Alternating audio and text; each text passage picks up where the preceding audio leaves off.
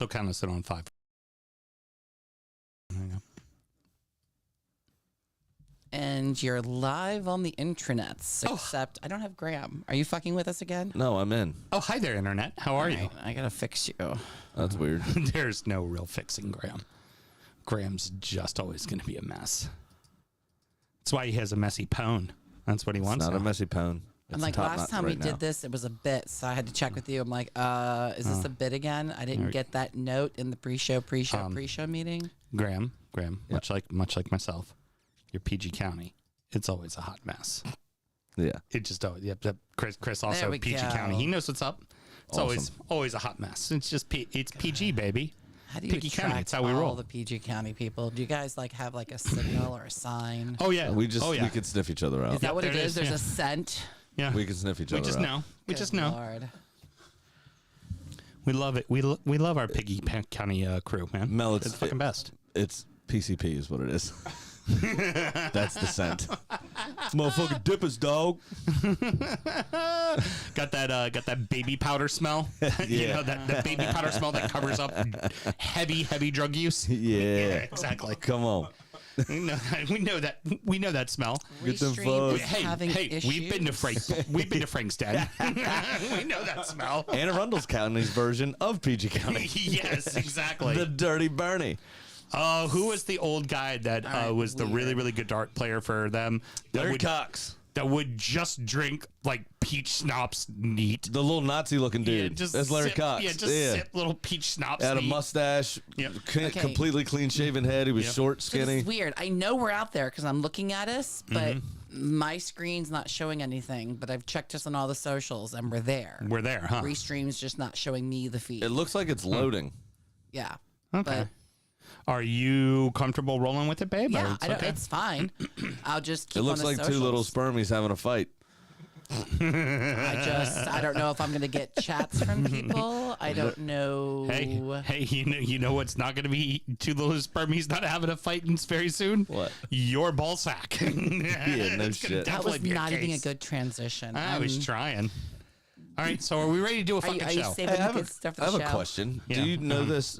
Are What? vasectomies, do we have to pay out of pocket or is that covered by insurance?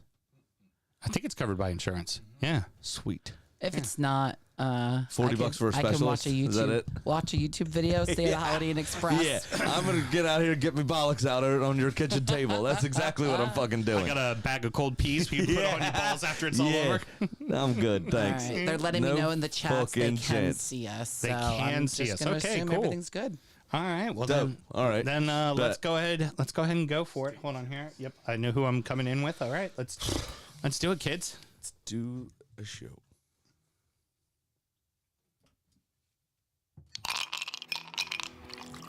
This is Lindsay Williams, and you're listening to the Drunkard United show. Bless your little cotton socks. Forgot about the part. She sounds like she's at an ATM right now. Yeah, definitely. You hear that in the background? I could hear that. Deet, deet, deet, deet, deet. It sounded like she was getting cash. That's for damn sure. Mel's in a very happy mood. Yes, she is, I bet. She thoroughly enjoyed herself. You know what this made weekend. the goals better, honestly? What's that? It's because he's fucking sexy. Well, you know That's what? the other thing. It'd be He's nice a to good-looking be nice to man. score a goal. Let's start the show. Born in the land of Bowie, Maryland. Bred to be a fan of fucking Everton. Punch you in the eye and drink your rye. Sam Houston. Sam Houston? Arsenal fans have another Sam. AKA the fucking Gooner Graham. Snub of my lord. Look straight in shorts. Sam Grammy. Sam Graham. Fucking United!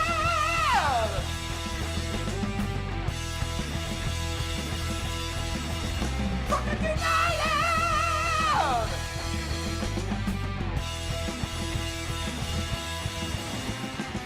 Hello and welcome to the DU Football Show, a completely biased recap of the English Premier League as told by two common American schmucks.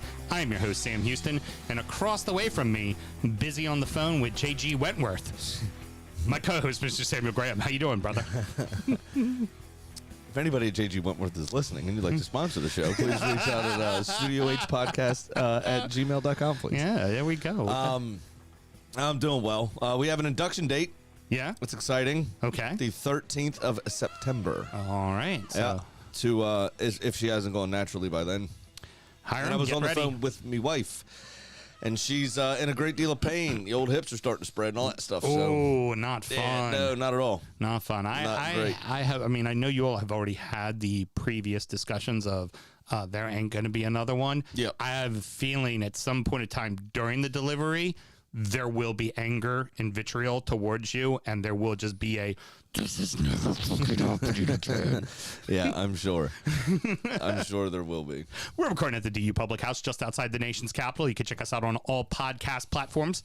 Please be sure to rate, subscribe, review, and share with a footballing friend. Of course, every single Monday, you can check us out streaming live wherever you check out your streaming services of choice. Should you want to chat with us, there is many ways that you can. Mr. Graham, tell the good people how they can get in touch. Sure. It is at DU Football Show on all the social medias and dufootballshow@gmail.com to get in touch via email. All right, good. Well, we, instead of having the email correspondence, we actually had just direct human interaction with the softest hands in the business this weekend. Yes, we did. Old Larzapan came over. Yeah, so when we do the the DU does EFL show, we'll be able to discuss Leeds in a little bit better Well, the detail. EFL is about to do Everton based on these first three performances. It's fucking hell. Yeah. It is grim. Poor Lars was like, I can't listen to the main show anymore, guys. No offense. It just hurts too much.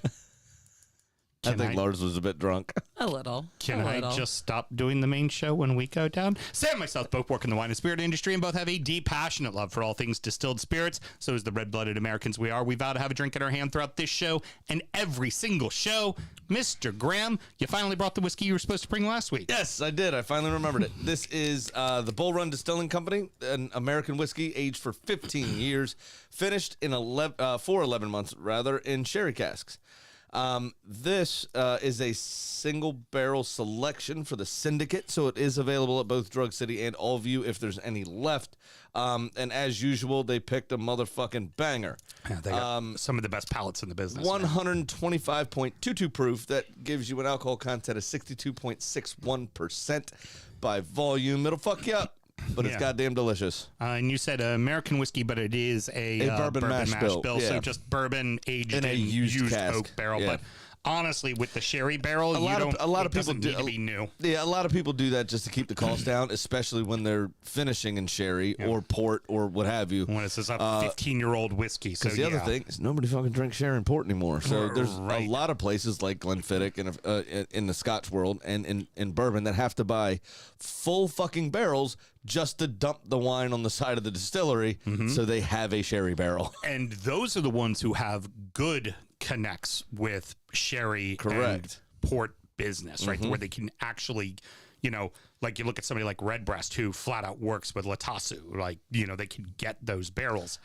Yes. I heard that sherry sales went down 25% when Winston Churchill died. That does not surprise me. Look at you making the old dated reference. Yeah, I black out essentially from like 1975 to 1992. Right. But anything prior to that or after that, I know what the fuck you're talking about. So a lot of sherry barrels these days are actually going through. You go through brokers, right? And because, like you said, they're not selling enough sherry to actually produce enough barrels. In some instances, they're just taking like French or Hungarian oak, which is what they typically use over in Europe, just throwing cooking sherry in them and rolling them around for a year and dumping them just so that you get the, quote, sherry flavor. So when you're looking for sherry barrels, look for something that's long finished so that the sherry has an opportunity to really impact the whiskey, which is in the case of this. Or long finish, we're talking like north of 6 months. Yeah, normally an average finish is somewhere between 4 to 8. Is right. Like, you think of like the Whistle Pig 12-year-old, the marriage. Exactly. That is, I think, 6 weeks on all 3 of those finishes. But this is in particular just a damn good fucking whiskey. It doesn't drink like it's 125 proof, which is dangerous, of course. But you get all that sherry flavor right up front. You get that bit of dark chocolate, a couple little nutty notes in there. it's just phenomenal stuff. And then the vanilla and caramel to finish that you would get traditionally from a bourbon, essentially, from a bourbon mash bill. It's just fantastic, this bottle of whiskey. I love it. I'm really hoping all of you's got another bottle. Because you're going to buy another? Yeah. Yeah, because I'm going to pour myself more of that, by the way, before the night's over. This is going to be gone. Yeah, that ain't making it home tonight, is it? I don't think it is. No. Well, what else should we do, Mr. Graham? If this bottle doesn't make it, I might not be doing that either. Just make sure you always drink responsibly, ladies and gentlemen. Good. Let's have a great show, good sir. Let's do it. Come on. Cheers it up. We got a bunch of people to cheers it up with. Just cheers it up, kids. That whole clinking all around here. Yeah. Must be all that change in the pocket. You know what change is, Sam? What's that? Cash. I heard. The top of the table is already on a knife's edge, and every result matters. A couple of clubs with high expectations got unimpressive results. Arsenal 2, Fulham 2. Look, you at least got a fucking point. I don't have one of those yet. Stop fucking You don't have a groaning. goal yet. West Ham 3, Brighton 1. Sloppy would be an understatement for your guys' performance. Well, it was really weird because it was either crisp and beautiful or some of the worst football we've played under Mikel Arteta. And there was nothing in between. Yeah. It was like misplaced passes left, right, and center. Or there was a few times where we looked like fucking Pep Guardiola's Barcelona going down the field. It was so weird. It was such a strange performance. And for Bukayo Saka especially to give that ball away. And it just shows that this little experiment, this Thomas Partey at right back just doesn't work. Thomas Partey should have been there. Right. That Right. is the position that he was assigned on the field. Mm-hmm. Thomas Partey was not there, and Saka, I guess, expected him to be. Now, what I will say is that in and of itself is terrible, that giveaway. Mm. I maintain that Andreas Pereira was lucky. Okay. Because if you look at his body shape, yeah, he looks like he's trying to go far post and loop Aaron Ramsdale. And if you look at Aaron Ramsdale's run, he sees that and starts to go that way. Andreas Pereira scuffs his shot, hits it almost off his heel instead of his instep, and that ball goes behind Ramsdale towards the near post. But And you know what I they don't think it was intentional. But you know what they call that, right? It's still a goal. It's called a goal. It's called still a goal. And you were down 1-0. But I still maintain he's lucky. Yeah, 60 seconds in, down 1-0 to Fulham. What I will say is also Fulham will be lucky to keep hold of Paulinho for the rest of the transfer window because he went on, obviously, to score later on from a corner after Fulham were down to 10 men, which is a bit of a running theme this weekend, which I'm sure we'll come on to with Liverpool and someone else. Okay, whatever other game somebody got set off in. Yeah. There's so many fucking cards now, I can't even keep track of it. Constant. But the Paulinho was phenomenal. He was all over the pitch. He made Declan Rice, Kai Havertz, and Martin Odegaard at times look like school children. Yeah. The way he was bossing that midfield. Absolutely. He was excellent. And it's hard to play against that. That injury right at the end of the preseason, start of the season. So this, I think, was his first performance. Maybe, It was his first performance. Maybe he got subbed on last week, possibly. It doesn't matter. But the Saudis kind of forgot about him, it seemed, because of that injury. Well, I was listening to the Ramble earlier, and Marcus Speller said the same. He was like, fucking, why'd you score? Yeah. Now your name's written in headlines. Yep, exactly. He's, some agents on the phone somewhere trying to, fucking do that deal. Well, because is it going to be the two center midfielders that are being sought after the most right now is Paulinho and Mateus Nunez at Wolves also. Cunha. I'm sorry, Mateus Cunha. Yeah. So, like, those two are really kind of being... I really hoped Cunha was Portuguese for cunt, but it's not. Yeah. I checked. No, it's not. I checked. If only it would have been, right? Let me get a taste of that Cunha. You're just bad. Oh, sorry. No, that guy speaks Spanish. My bad. Whoops-a-daisy. No shit. Yeah, another sending off for a Fulham center back. Really, there's a lot to unpack this week. I got so much shit flying around in my head right now. Good news, Team Marine will be back next week to get sent off. Yeah, it's a good hard-nosed American in there. Well, and also let's face Fucking it, inglorious bastards. The second yellow was absolutely. It was he had no choice. He had to hold them up, and okay, yeah, it's a second yellow, and that's a red. The second yellow is absolutely a second yellow. What are you gonna do? I don't necessarily agree with the first yellow though. Right. This is. All these silly little stupid cards that are happening, like Trent Alexander-Arnold, which again we'll come on to. He threw the ball at the Newcastle player, who dodged it intentionally, and the ball rolls out into the field. I did a little exercise this weekend, Sam.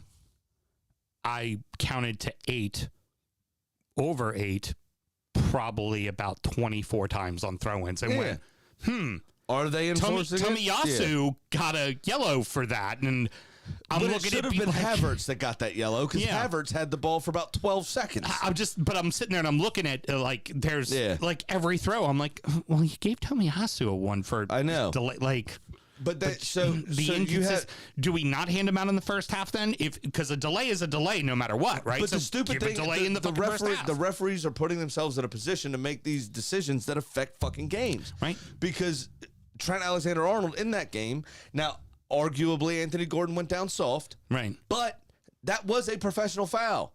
And that was a textbook yellow card. It's a textbook yellow card. 4 minutes prior, he got a stupid yellow for the Newcastle player dodging the ball. Right. And so how can the referee decide, oh, fuck, I'm allowing us to take him down? His hands weren't necessarily tied like they were with Van Dijk. But it's like you're putting yourselves in a position. And then fucking Mike Dean, did you see what he said? Mm-mm. So Mike Dean came out and said something. He was asked in an interview about this decision with Anthony Taylor last year when he was the VAR.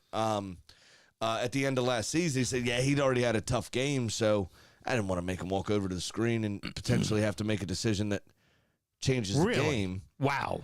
Well, I think he thinks that he's being endearing and giving you a peek behind the curtain, but all he did is now throw questions in the air about the authenticity of VAR. Yeah, but also and remember the veracity of VAR is bullshit. The way that the FA has now also written the and Howard Webb must have been tearing his fucking hair out. Like again, the referee has the FA has now rewritten the rules for the officials that they're just essentially allowed to get away with it. They're not stuck on it. Yes, producer Mel. Jay wants to know what's going to happen first. A game week without abysmal referees, or Everton scores a goal? Ooh, that's a tough one. I don't even know where to go with it. From your friend, too. Yeah, you know what sucks is I'm a betting man, and I ain't putting any money down on that. I don't know. I'm an Everton supporter, and I'll put money down on the referees getting it right one week. We signed Beto. It's all going to be better. It's all going to be. That's what West Ham said about all those strikers they signed. All right, so final question. Is Arsenal going to... With West Ham strikers, they had a guy that came in, was very good, right? Mm-hmm. They killed him. He had testicular cancer, didn't play for 8 months, and now he's banging goals in Germany for fun. Mm-hmm. I love it. It's so good. And you all have ruined everyone you've touched since Duncan Ferguson. Pretty much. Timmy Cahill was okay, It wasn't an out-and-out striker, in my opinion. True. No, he wasn't. Do you guys make any more signings? I don't think so. Yeah. I don't think so. I think Arteta's happy with it. I think it's really just the...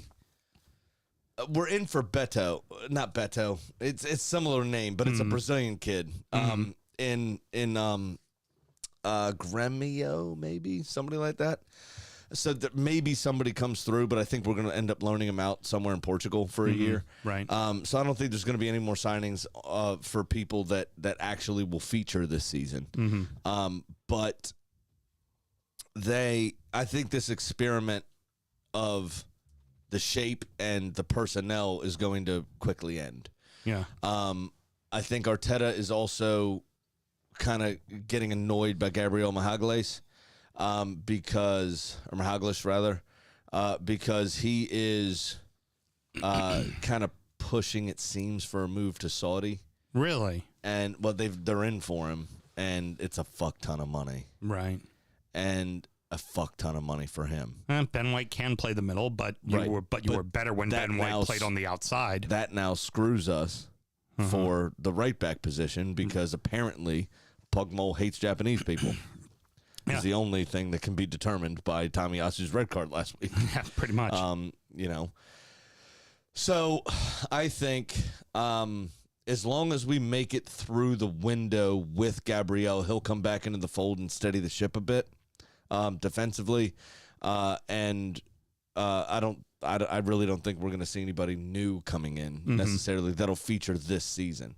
Does Polina stay at Fulham? And if he doesn't, can Fulham survive without him? I think they'll survive. I think it'll be about 6 places difference in the table without him. But Jimenez looked excellent. Yeah, he looked like his old self. That fucking weird bicycle kick he did with his right foot because for some reason he can't use his left was phenomenal. And that 3 inches away from the top corner. I think they'll be okay. You know what else featured a lot this weekend? The face. Yeah. So Adama Traore was clean through on goal at the end. Ramsdale's face. Yep. Oh yeah. There was Right, a lot the of face. face. A lot of face. In the face. And In the face. And we'll come on to Willy Bolly. Yeah. Moving on. Moyes ball at its best. 2 weeks in a row. 0 possession. 2 3-1 wins. How's your father? Mel, I did math. 21.4% possession equals out to 19.26 minutes of a 90-minute game. Wow. They scored 3 fucking goals. They managed 12 shots with 7 of them on target and 3 goals in 19 minutes and 26 seconds. Fucking ruthless. That's impressive. Isn't that good? Holy shit. I know. It's wild stuff. Brighton did everything right. They had 25 shots. 10 of those were on target. They just couldn't find the net. Alphonse Areola played out of his fucking mind. So there's multiple goalkeeping performances this weekend. Bernd Leno, we didn't mention, but we should have. In that Arsenal game, he had countless saves. You had Alphonse Areola in this game. You had Allison played very well in that game. Jordan Pickford played very well, and Jose Sa both making spectacular saves. Yep. This was the goalkeepers' weekend. And there were a lot of fucking goals. It's kind of a surprise. Yeah. Like, how did the goalkeepers play so well? But there was, 25 or something goals this weekend, 30 goals this weekend. It was absolutely insane. Real simple for... Actually, it was a lot more than both of those numbers I just said. I think there was almost 40. West Ham has officially signed Cunha from Ajax. Beto. No, you're Beto. Yeah. Who's Cunha? There's another Cunha. Cunha? Yeah, there's another Cunha they got from Ajax. Hey, Mel, someone that Everton was in for last year. Involved. Yeah. But it looks like West Ham's going to be all right. Like West Ham are doing what they need to do because they know as soon as the European fixtures start, they're going to be shit again. Yeah, here's one final question for you. Do you think De Zerbi maybe tinkered a little too much with this lineup for this match? Because there were a lot of changes. Possibly. I think he's going to need the rotation. I think he's trying to figure out who he can trust in Europe. Right, of course. And that very good start to the season allowed him to be, okay, we can drop a game now, no problem. Like, right. Brighton's in absolutely no trouble of going down or anything else. Yeah, but also for Brighton, you got to be figuring, like, you start the season 2-0, you're on fucking fire. It's like, maybe we might hang around for the Champions League discussion, you know? Yeah. God forbid United keeps playing the way that they are, you know? Fucking hell, yeah. Arsenal has a few more fucking stumbles out of the gate. Okay, like, we you don't know? need to bring that up. Fucking Newcastle fucks off a completely perfect win, you know? Yeah. You know, there's a lot of There's a lot of those issues this weekend with teams not knowing what to do when facing 10 men. Yeah, it's very true. Absolutely Like, Arsenal decided to kind of shut up shop, but obviously didn't because they allowed Fulham back in the game. And then Liverpool's Newcastle couldn't figure out whether to go forward or defend. They just decided to not really do anything. It was strange. Well, what would have been really nice? Just somebody had scored a goal. Like, you know, Everton, just one, maybe.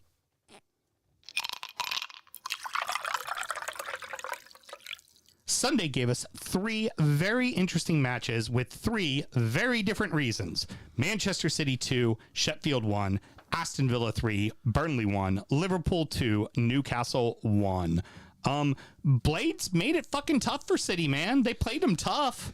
They absolutely did. I was over the fucking moon when they scored that goal, and an excellent goal it was for Sheffield United. It was a bit of a shitty game though. In the first half, it was it was terrible, boring, and the really only thing that happened was Erling Haaland missed a penalty. City, must have gotten a FaceTime from old Pep down in the hospital in Barcelona. Yeah, definitely. And got a good bollocking because they came out the second half and they were lighting it up. Good football, good chances created, good pretty much everything. And finally, Haaland does get the breakthrough from an excellent Grealish cross. I mean, with his wrong foot as well, just standing the ball up like that was phenomenal. Jackie's starting to find his way in this City lineup. He's starting to be an everyday in the starting lineup. You can kind of say that last year was a breakout, quote unquote, season for him in that shirt. That first season wasn't particularly great from him necessarily, but he was still trying to figure out. He had to figure out how to go from being the star to being a guy. Yeah. So he was a big fish in a small to medium sized pond at Villa, in comparison to being a normal-sized fish in the gigantuan ocean of Manchester City. Besides, he operates better when he keeps a consistent blood alcohol level of at least 2.2%. And wears 2 left-footed slides. That's also very important. And drink drives. One of which is not his own. That's also very important. That's when he's got that even right keel thing going on. That's just medicine. Yeah, exactly. Sam, how much? So are you saying I'm Jack Grealish? Drink to your health, baby. You got the fucking pone, that's for sure. Slanja. I mean, you are wearing his hair. He does have Irish roots. All right, so Graham, Cuban. how much does? Yeah, I like that. How much do you see City really missing Kevin De Bruyne right now? Huge. It's massive, isn't it? They simply don't create as many chances. It's very I don't want to say predictable because it's not really predictable, but. Did you see Lionel Messi's debut goal in MLS this weekend? Did you see that pass that Lionel Messi made? Well, that's not his that wasn't his debut. MLS debut. MLS debut, yes. Yeah, okay. Because they had that League's Cup. Right. Got you. That pass is the type of shit that Kevin De Bruyne can pull off. And it bamboozled about 17 of the 22 players on the field. Yeah, including players for his own fucking That's team. what I'm saying. Yeah. Without having that sort of vision in De Bruyne, because that's what unlocks a defense, right? There were times I talked about Arsenal last season where we played too slow and never skipped a man. Right. Swinging stuff from side to side. And if you can't shift the defense, you can't create a hole in a defense, right? And without De Bruyne, there aren't those raking 35-yard balls. There aren't these, pieces of play that really only he can pull off. Right. So they're going to be a bit more simple, I guess you'd say. Right. Because they're simply not making the defense shift enough. They're not creating those holes. Right. And it happens to multiple teams all the time. But, and that's why these players are so special, right? That's why Zidane was special. That's why, De Bruyne is special. That's why Ozil was special when he cared. That's why these players matter. That's why it's an art this is what makes it the beautiful game is those sorts of passes, those sorts of balls. And without them, it's a bit more simple, a bit more easy to track. So that being said, how fucking great is Rodri? As a defensive midfielder. I just he was given, I've never seen it. I played defensive midfield, right? Was most of my playing career of importance, which still wasn't very important, to be honest. I didn't play at a very high level, but I did decent. But I think he took more shots in this game than I did my entire college career. Yeah. Yeah. You know what I mean? And you could see it, every chance was getting closer and closer and closer. Now, he was a bit fortunate that ball fell to him, and I fucking loathed that Phil Foden's going to get an assist for because he didn't mean to pass the ball to him. It No. just fucking hit him. No. It's a bad touch that happened to fall to his teammate. But also look back at the Champions League when they finally won the treble. Like, who was it who won on the treble? It was him. Fucking Rodri. But it was another fucking laser beam like this one. Yeah. I mean, what a goal. Yeah, just figures out a way to get in there and do fucking that. It's fucking great. What's this? She's talking to the fucking you doing? Patreon, the people I have watching. fans out there. Yeah, she's just saying doing her hi. thing. Let her You're do her distracting. thing. Ignore me. I can't. You're our producer. That wasn't for you. All right, kids, moving on to Villa and Burnley. How about old Matty Cash with the brace? Well, Villa went to the club and splashed the cash. Villa cashes in on 2 spectacular goals. Cash was priceless on the pitch. It was a cash grab at Turf Moor. He is Villa's bankable asset. Cashing in on the scoreboard, Matty led Villa to victory. Watkins and Diaby found a way to cash in on those opportunities. They call that pass a cash converter. Cash on delivery. Cash tips always appreciated. Nice to have a bit of extra cash. Villa said, cash me outside. about that? If you go to Turf Moor, leave your credit card at home. Matty- Only accept cash. Matty Cash's goal rush leaves Burnley's defense bankrupt. The secret this week was bringing coupons for double cash back. Matty Cash's goals paid dividends for Aston Villa. Maddie was on the money today. Like Randy Moss said, credit? Nah, straight cash, homie. Get rewards faster with cash points. Matty Cash shows Burnley the real currency of the game, goals. Matty Cash deposits 2 goals into the Aston Villa account. They hit the jackpot with Matty Cash. They hit the cash point twice. They couldn't Burnley the cash. For the English fans, Matty Cash gave Burnley a sterling pounding. Pound for pound, Cash is worth his weight in gold. Worth his weight in goals. Villa has a new sponsor, by the way, Capital One. Could you get cash back on every purchase? Emery is right to only carry cash. It was Emery's first time spending cash, presumably because he's a vampire. Third goal, Diaby didn't have any cash, but he picked up the check anyways. Lucadinha helped. Burnley was castrated.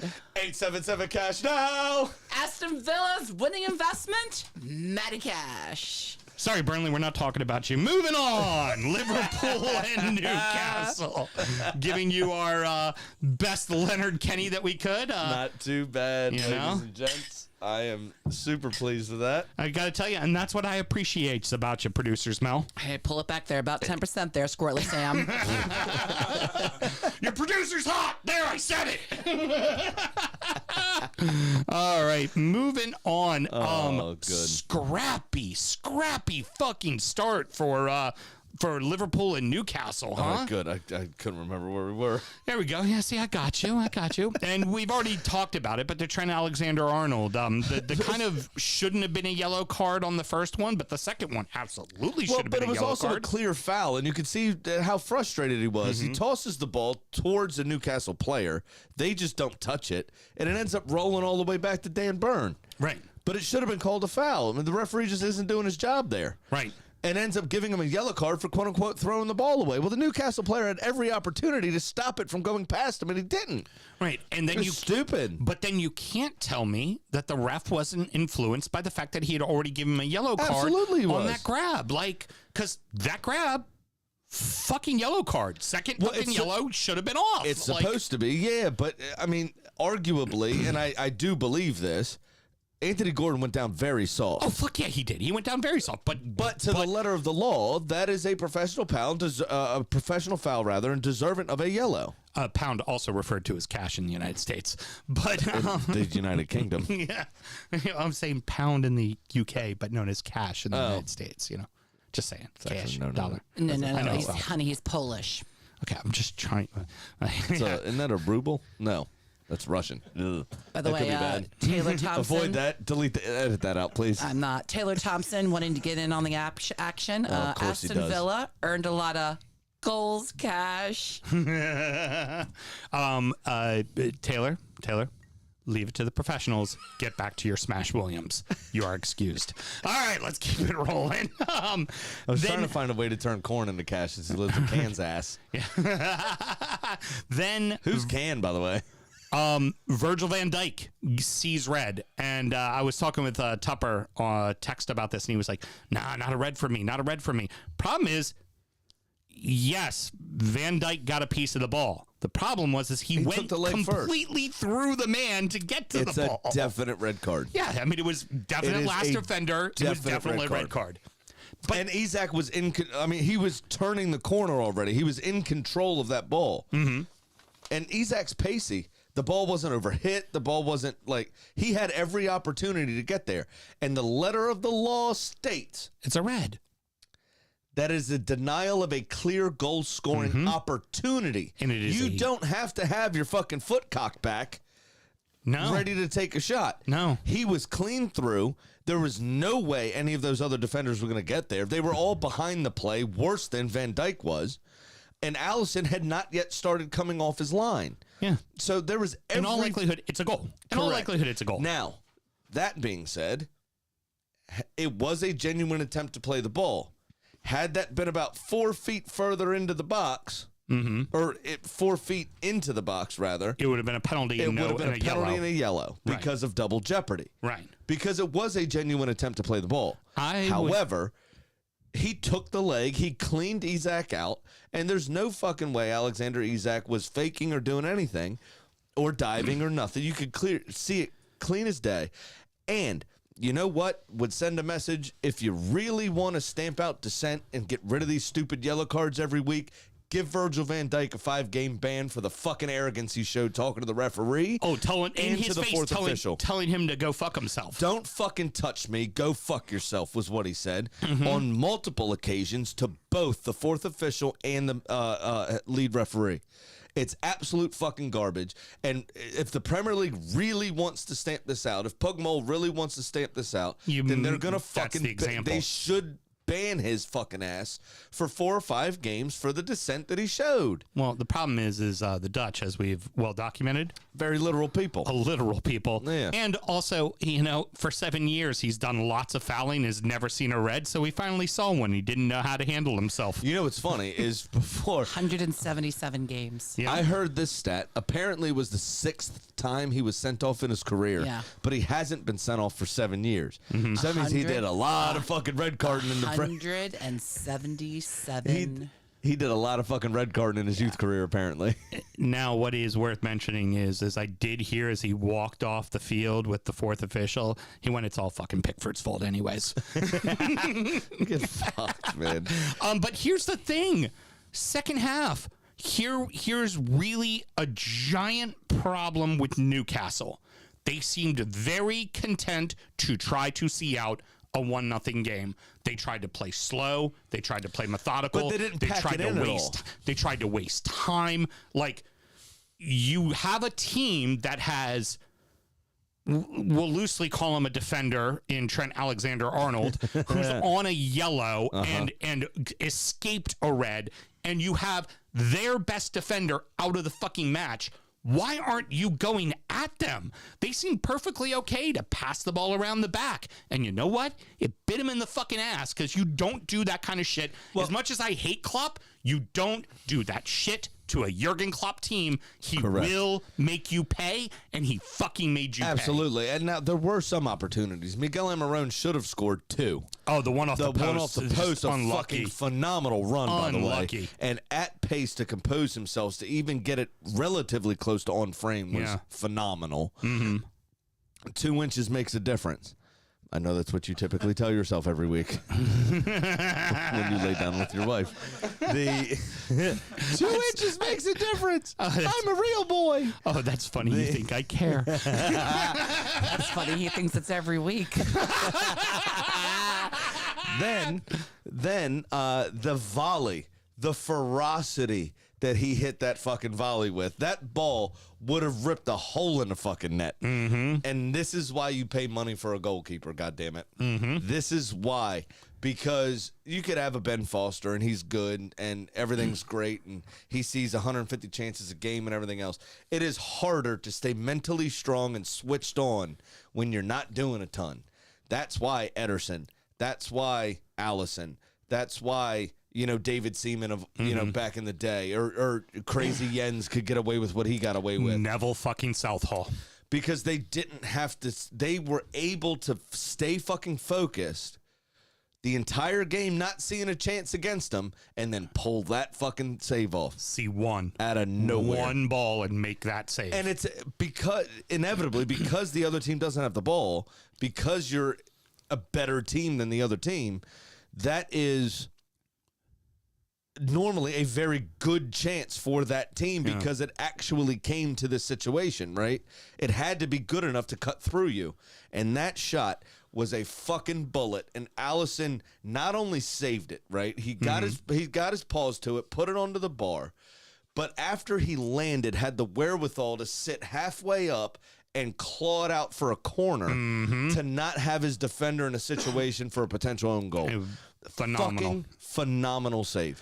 And then Darwin Nunez. Let's find out. All he apparently needed was some fucking competition to light a fire under his ass. No shit. God, those were two excellent goals. Did exactly what they bought him for, right? The idea was he was a less expensive version of Holland. He was going to run through the space, find opportunities, big, long, galloping giant of a man, and he'd slot it home. And he did that twice perfectly. Well, I think it was the second one.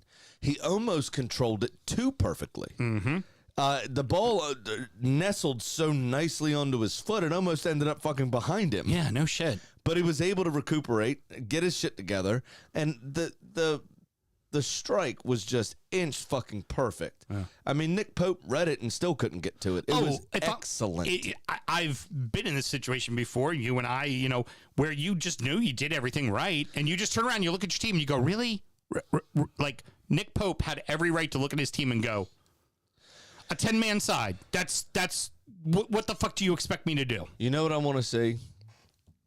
I don't know where he's from, Darwin Nunez specifically, what country he's from. Is he Uruguayan? Yeah, he's Uruguayan. Is he? Yeah. Is that true? Yes, he is Uruguayan. I know that. Yes. Because what I want to, Edison Cavani used to ride horses all the time. You know what I want to see? That's a man that deserves to be shirtless on the back of a horse with his hair down.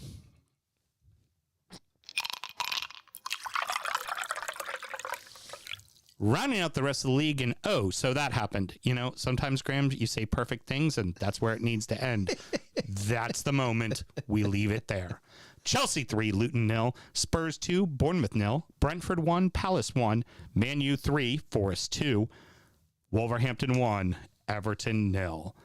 High scoring for Chelsea, but was it impressive?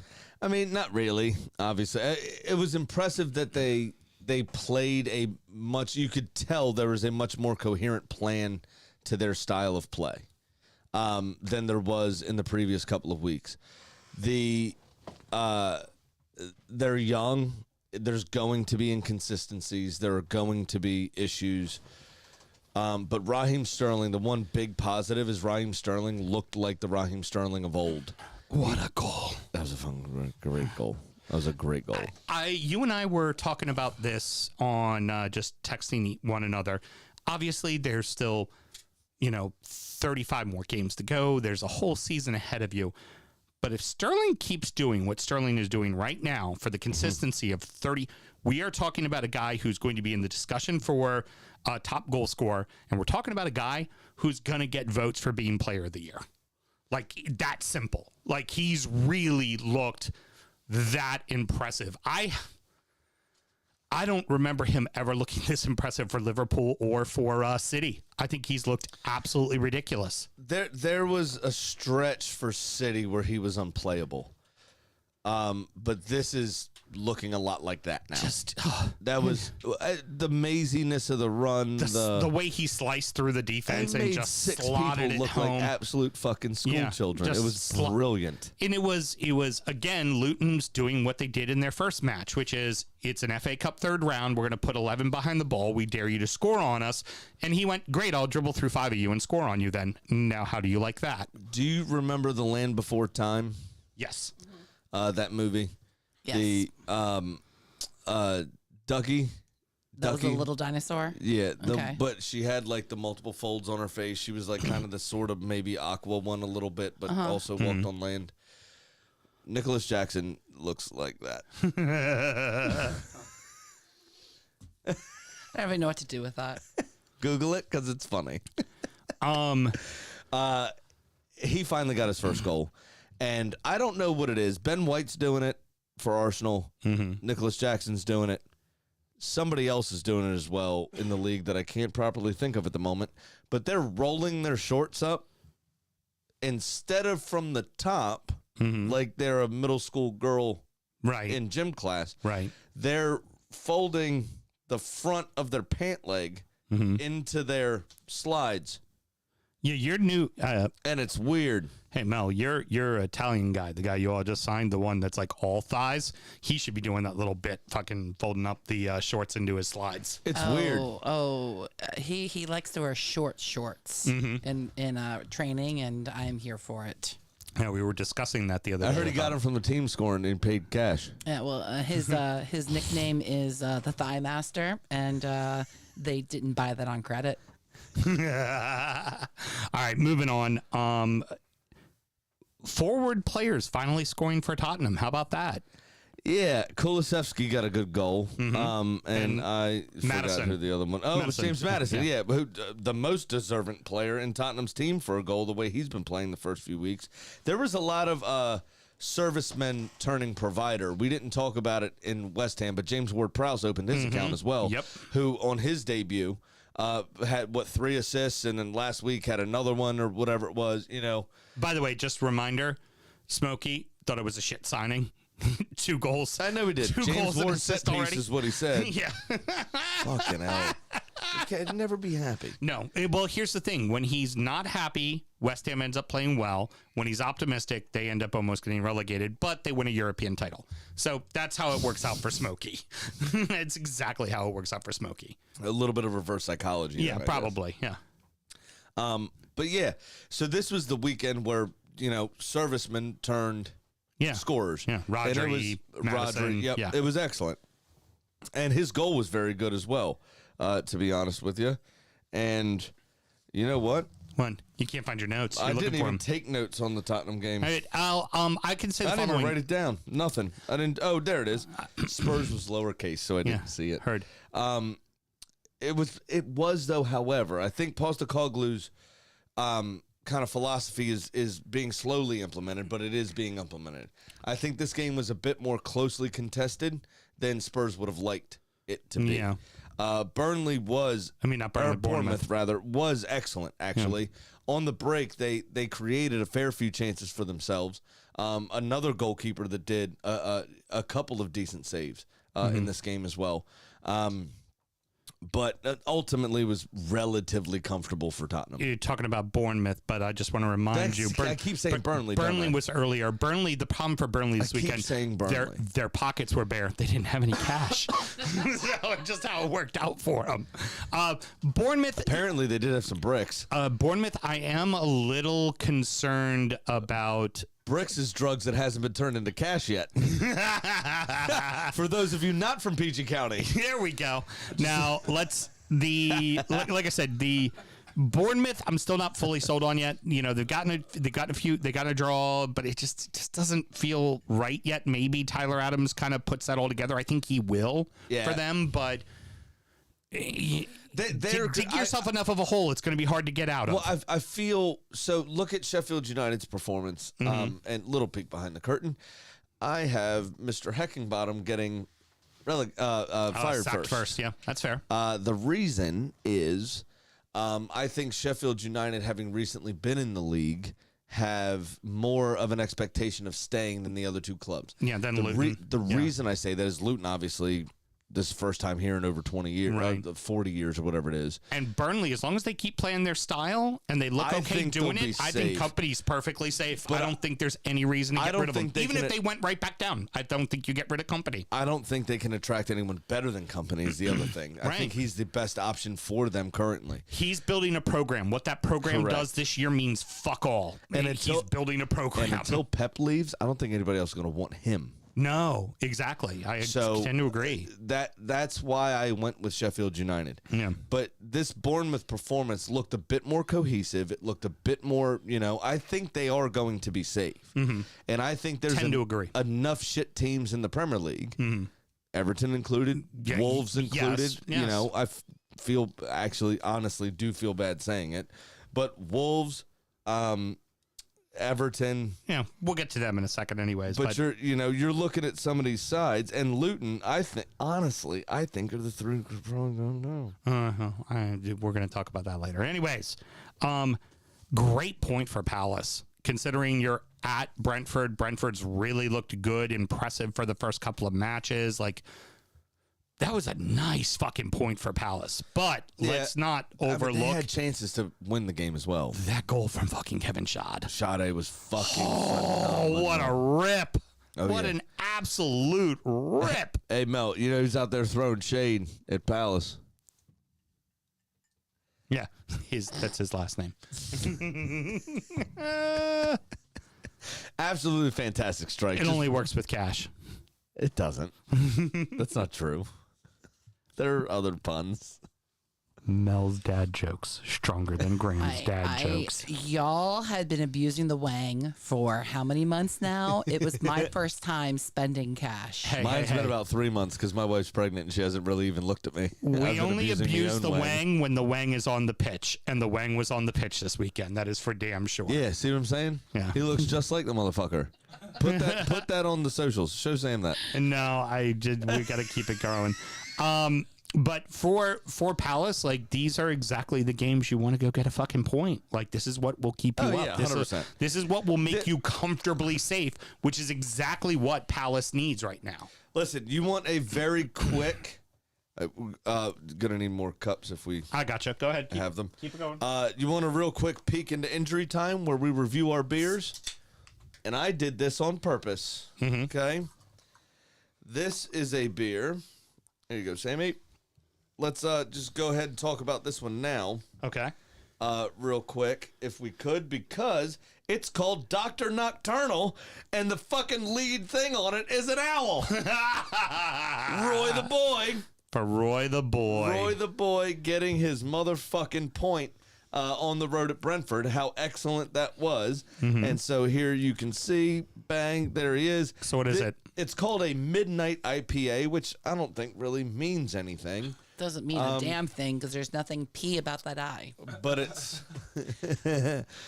not bitter. It's not bitter at all. But it is from Yards Brewing Company, which is in Philadelphia, I believe. Very familiar with Yards. 6.66% by volume. A little bit of shade. Purpose. It tastes like everything else Yards puts out. Now, I like Yards because they all hit my palate. Right.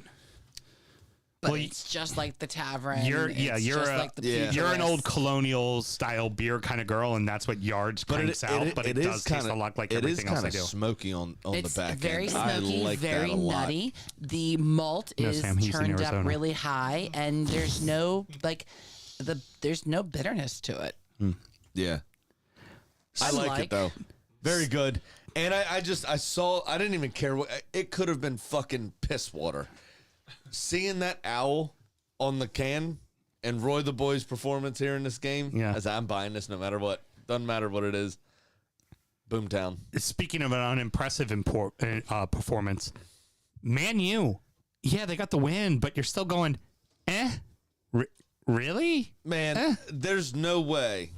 I'm very surprised this game didn't make it into that second segment or the first segment. Just the way everything was working out. I didn't want the first segment to have one of those three unimpressive games be a winner. Okay. Fair enough. And frankly, if there's ever an opportunity to not really give Manchester United a lot of talking points, let's just not do it.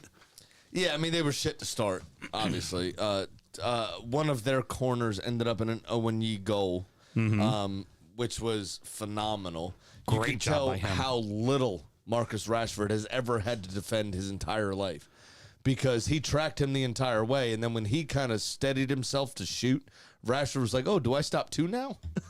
I'll tell you what, Owoni's had every opportunity to make a tackle and didn't. There's now Spurs are apparently in for Brennan Johnson, and frankly, They don't need him. Forest don't need him. They don't need him. No.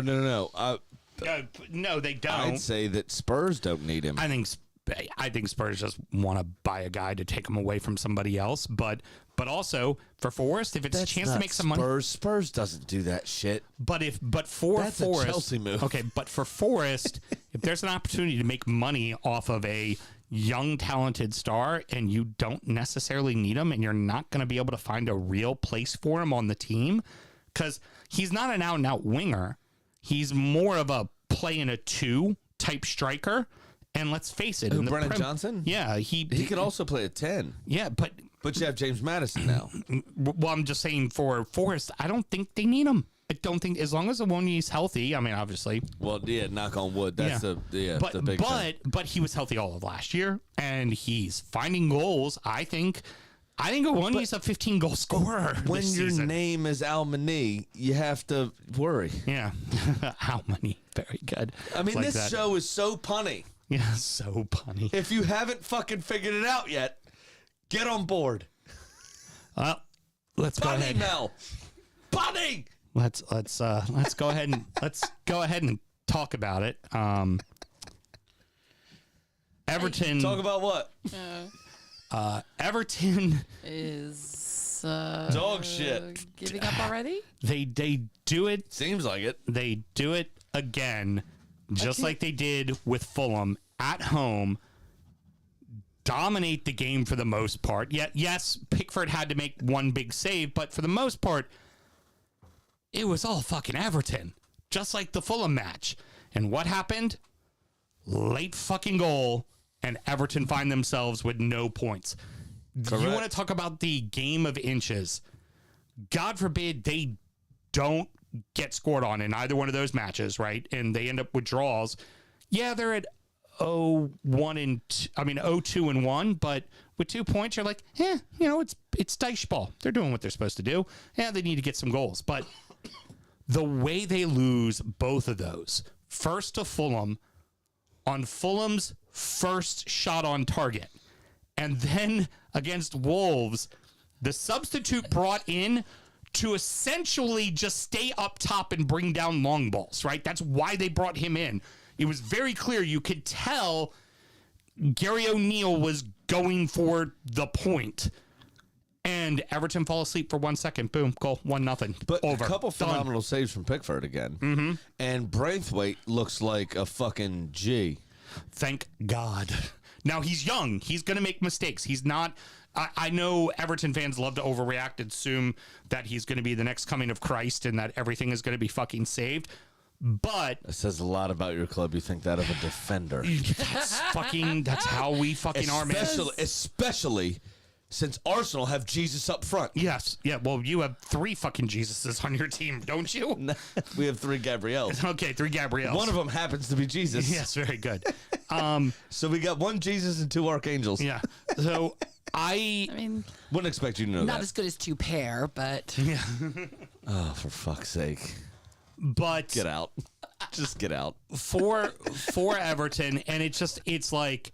what can go wrong possibly goes wrong. Decore puts one in the net, barely marginal offside. Barely offsides. At best, marginal. Again, as good as the save that Pickford made, which was actually a deflected ball by his own player, that save by Sa, and it's not even, and I'll give credit to Mr. Ryan Williams on this one, it's not just the fact that he somehow managed, as he's diving one way, to get his hand up to get the ball, that he was able to get his hand to move enough to parry the ball over top of the net. Yeah, absolutely. What would have normally happened with most keepers, that would have hit the dead of your hand and fallen right in the fucking center of the goal and been touched right in for a goal. He somehow managed to then do the spin with the fingers, get the ball to just go over the fucking post. So you know how professional athletes are always made to stay in a hotel the night before a game? Mm-hmm.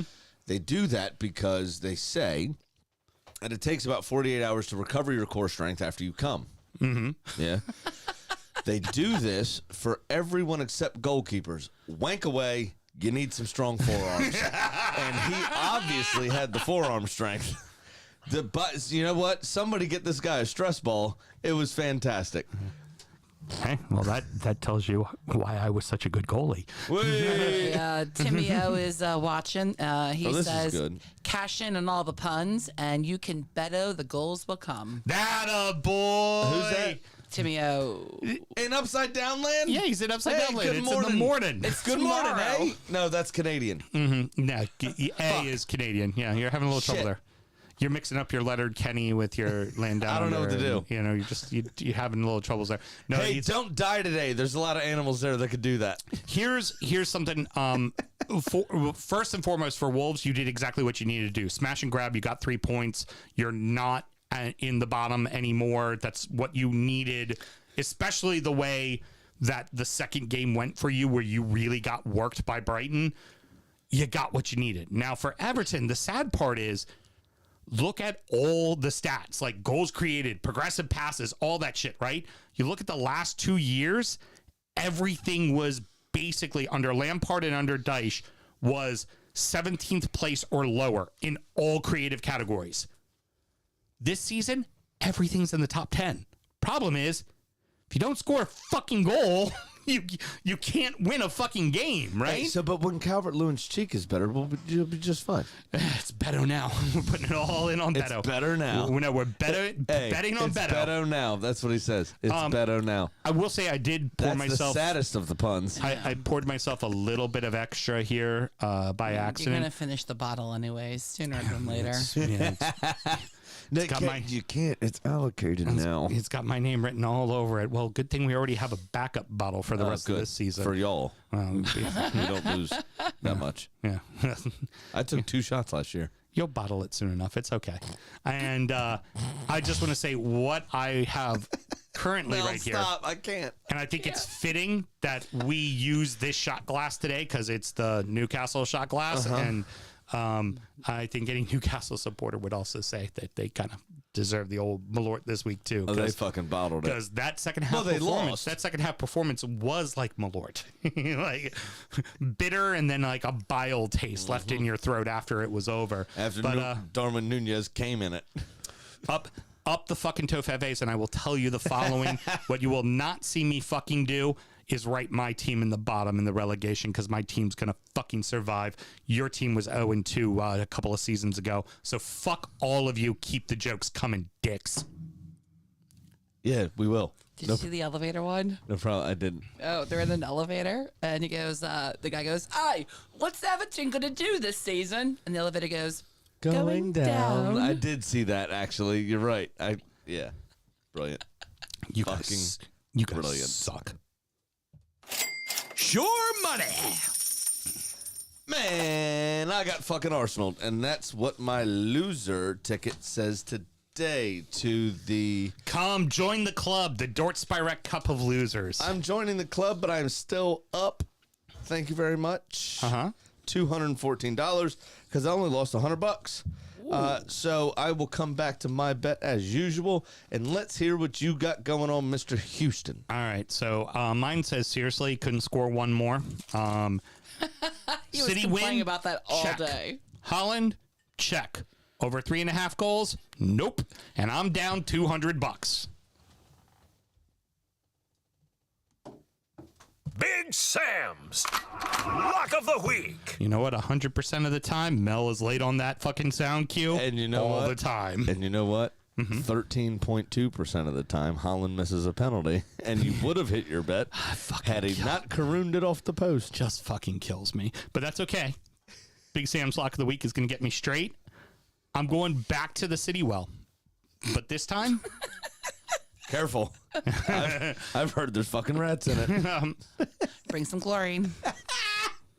And fluoride. Very easy. I'm not even fucking with the whole game. First 10 minutes, City to be up after the first 10 minutes, plus 320. Shit. That's one Fulham. we've never had on the betting segment. When The you lose as result much as I after- do, you got to start fucking looking around for them odds because you still need to play a favorite. It's only like- week 3. I like a result after 10-minute bet. That's good. That's not bad. No. That's And like City I versus Fulham, that So- feels like a goal is going to happen quickly for me. every time Cameron woke us up early and a women's game was still on, during the World Cup, I would stand there and bet penalties for $1. Next penalty $1. Next penalty $1. Miss or make or whatever. I ended up actually profiting $14.62. Actually, that's some action I would enjoy. Oh, that's some action you definitely would enjoy. Me some penalties, and I'm pretty good at calling them too. It's good. The USA Sweden game, I got up early, watched the match. I definitely made sure Mrs. Houston was awake. I come in, I just hit her. I just barely tap her. I'm like, hey, Mel. Did you? That's an escalation from what the Spanish FA president did. Wow. Tapped her on her. I just tapped her on her butt like I normally do, and I just went, hey, honey, penalties. She's like, I'm up. Like, yeah, I'm there. Just gets up, walks right out into the living room. Just She's don't like, fucking kiss me. Let's get it on. Yeah. All right. And now, it's time for our degenerate gambling friend Pat's Pick of the Week. Somebody's coaching baseball. Shame Pat can't be here this evening because he's busy doing American cricket. So I've got his email, and here's what he says. Well, last week didn't go great considering my parlay was dead after the first 5 minutes of match 1. Now, I'm down $235, so this week, instead of taking favorites, I'm going to pick the matchup of the week. When 2 of the worst teams are matched whatever, to take Excellent the cold reader. pitch. I'm just reading what he wrote, and it's not words. Thank you. When 2 of the worst teams are matched up to take the pitch, that's right.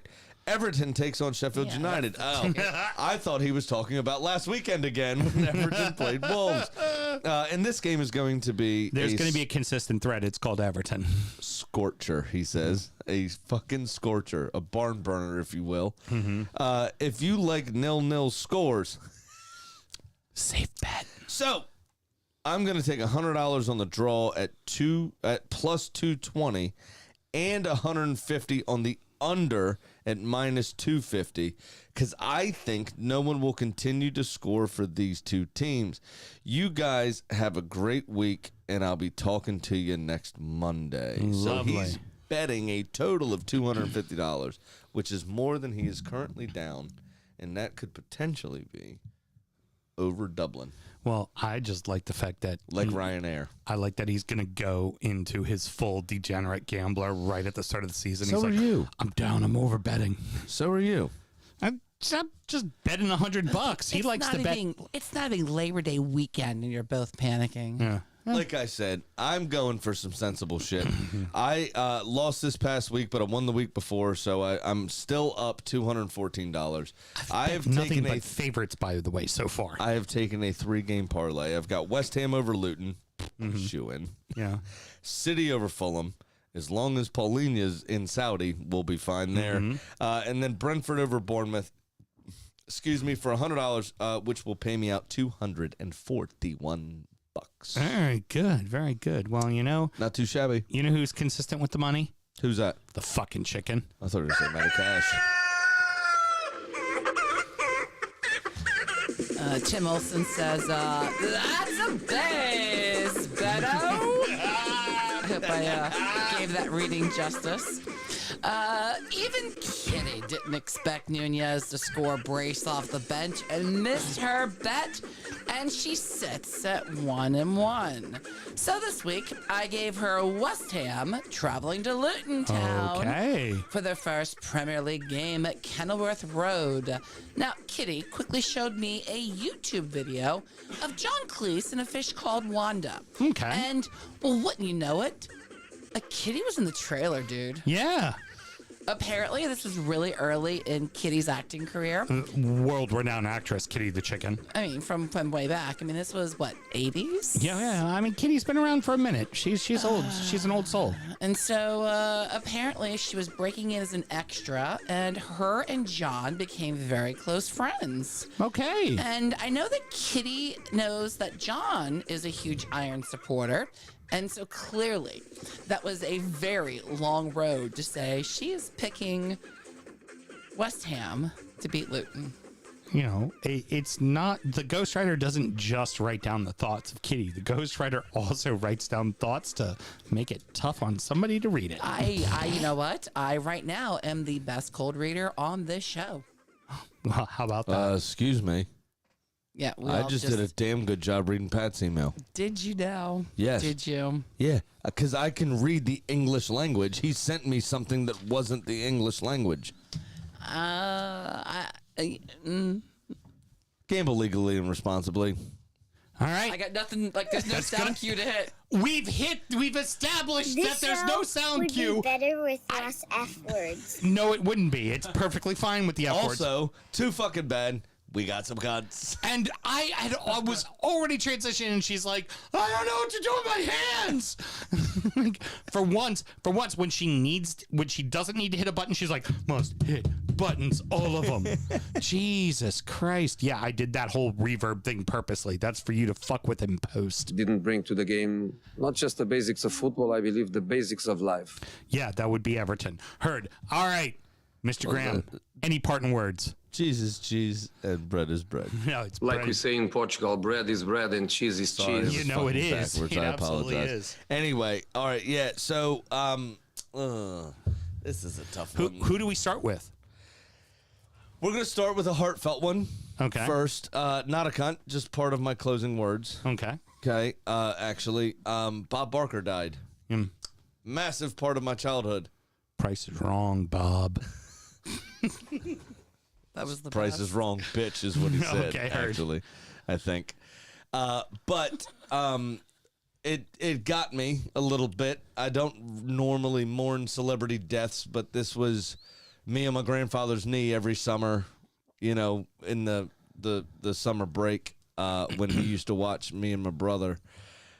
We watched The Price is Right every goddamn day, and every sick day at work, it was awesome. Yeah, it was just amazing watching him and watching that show, and I loved it. I loved every second of it, and it made me think of my granddad, of course, which makes me sad.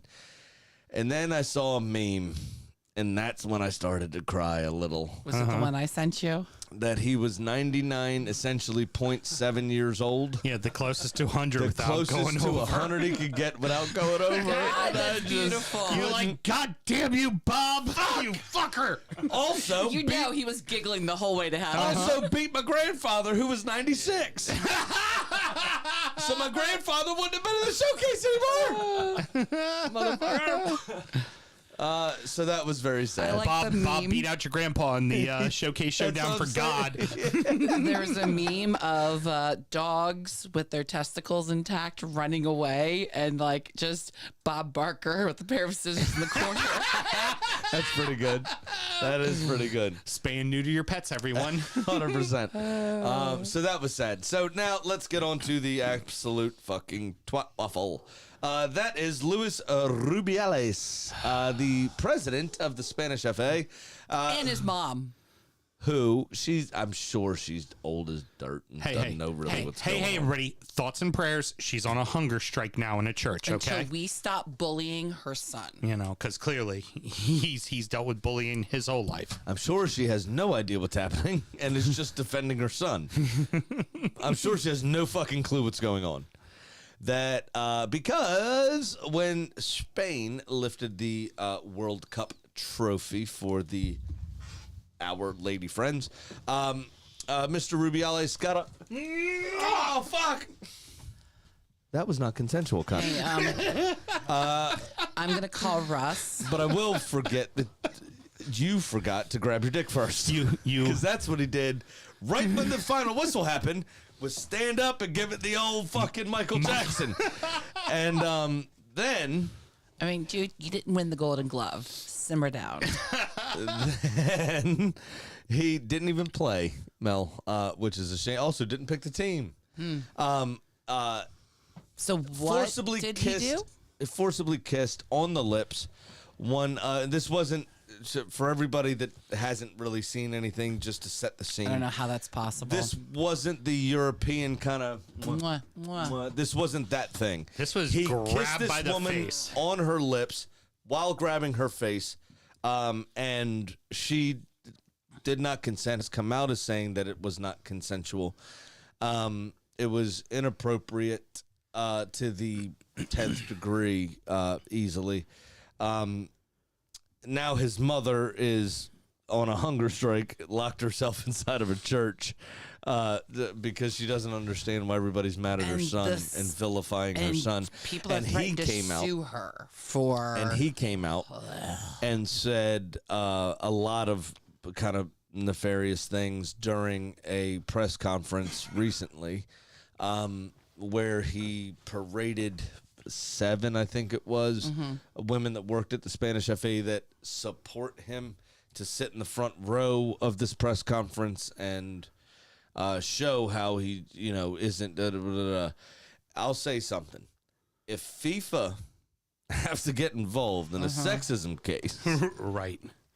FIFA, the most honest business there is in the world. One time, a former president said that if women's football wants to be better, like make more money, they should wear tighter uniforms. Right, show off them curves, right? Because that's what we want to look at, right? FIFA, yeah. Well, he's not wrong. What they should do is, if FIFA needs to investigate you, you should just automatically resign. Yeah, just one of the most corrupt organizations on the face of the planet. Be like, that's wrong. And he hasn't yet. Christian thinks those women resigned after that press conference. That I have not seen. What I have seen, and he's very concerned that there's somebody over my shoulder. What I have seen, I'm the only one that's been fucking assaulted today. Yeah. I didn't see a thing.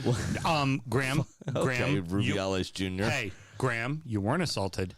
You wanted that kiss. You wanted that was it. a loving We embrace all between know it. two men that you wanted. I was celebrating a good show, and you were happy Now, about it if too. somehow the lawsuit you put favors your arms me- around me and lifted me up there, Sam. I have video evidence. I saw that. I've got video evidence that says lots of stuff, depending on how you want me to edit it. What I did see, is the silver lining to this entire thing is 80 players and staff have decided to not represent Spain until that dickhead is removed from his position. Yeah. That includes, I think the number was 9, but I'm not positive, men. And men's players. Yeah. And just tying back And in. Seville came out wearing the shirts. Yep. Yeah. Just tying back into Mason Greenwood for a second, because in a different way, obviously just as bad. Yeah. But if not worse, in a different way. But just tying into that, the men in this boys' club need to be able to police themselves. We shouldn't need 72 women to decide to never represent their country again until this guy's gone. This should not weigh all on Jenny's shoulders either. And it's fucking bullshit that this is what the World Cup is being remembered for. It's fucking bullshit that this is what everyone's talking about. And it's the first time the Spanish women have won this competition. This isn't like a normal occurrence. No. I don't This wanna, should be an amazing fucking I don't want to go deep into it because we will talk for 20 minutes about this, but let us not forget that this, for the president of their federation, this was his big vindication because he kept a coach on that players of the team refused to play for. So 15 players decided they weren't going to play anymore. And you said, what is it, damn near close to 80? That What coach is the was only the guy number you said of employed right players that are not going to play for the... That included the men, Yeah, though. the entire staff has quit. Well, that didn't stop them the first time. And the sad part is for that coach, he's vindicated in the fact that he won a fucking World Cup. No, I mean, he's they a won piece the of World shit. Cup. But then, like, From what I understand, they just didn't like him. Right. Which is fine, whatever. Okay, that's fair. I think it was like a footballing thing. I don't think it was a sexism thing. I might have that wrong, but I haven't seen those reports. Doesn't matter. But the president of the FA is a different we want to story. focus on Obviously, Rebellious. yeah. And for him, you look at this situation, and this should be about the players on the field. I'm not even saying the ladies. The players on the field, the countrymen that won their club, their country, their second World Cup, their first one in the Women's World Cup, in a group where with the Women's World Cup, there ain't a lot of first-time winners. It's a very strong club, pretty much dominated by the U.S. and Germany. And Japan, yeah. And they had a tough old run to the final as well. They got through a lot of really fucking good teams to get there, and they deserved it because they manhandled England. Like, I was rooting for England the entire way. I really wanted England to fucking win. They dominated England in that final. Listen, and all we're focused on is an asshole grabbing a girl by her face and fucking kissing her. Do you know who knew that Spain was going to win? Stephen Walsh. Oh, yeah? Stephen Walsh trivia. You said that this man manhandled this woman, and I believe that's false feminism. Okay, fair enough. Fair enough. Yes, false feminism, the scourge. Scourge. Scourge. I'm just say scourge. I'm tired of suffering. Yeah. I know y'all had it really tough from 2004 to 2021. So what was it? I'm starting a club Really tough called the time for white ladies. Suffragettes. There is... It's a doo-wop group. There's always this kind of constant fight in the world Venmo, of PayPal, of cash. who's bitching too much, who has a point, and then all of that aside, then you have this asshole who just goes, it's okay. I'm in my rights to do this. But then just says, look at the video. Just says, look at the video. Like, he just denial of reality. Right. I mean, this goes back to everything from the last fucking Here's the other 5 point, years y'all. with Donald Trump. That guy It's just is denial a of fucking reality. dime a dozen. Every woman can think of a guy like that she has had an interaction with. I was married when it happened to me at a party. Yeah, dude grabbed my wife and kissed her. Sam? There was a dude that grabbed my wife and fucking kissed her. Yeah, we were talking and having a good time, and he thought it was just okay to. And then there was that's not even the first time. It's actually happened more than I'd like to admit. Yeah, just feel like they're entitled to know she was asking for it. I'm like, no, I was having a fucking conversation. No, I was playing a soccer game. No, I just won the World Cup. No, I just together, Rebellas. Yeah. Yeah. Anyways, let's put a brick on this. Yeah. You know what she needs? What? A good digging. A hug and a kiss. Oh, that too. Thank you so much for joining us. Next up is... No, the other Burnley cunts. And there we go. We're good. Now, bye. Oh, yeah. Burnley threw a brick at Aston Villa. See ya. Yeah. Nobody got hurt. Have a good night. Don't do that. Thanks for joining us. Next up is going to be Injury Time, where we talk about the beers we were drinking, -1. We check in on our adopted club, where shit is just not going well at all. Somebody step down. It is not going well. Somebody wants some money on that thrashing. Yeah, Jesus Christ.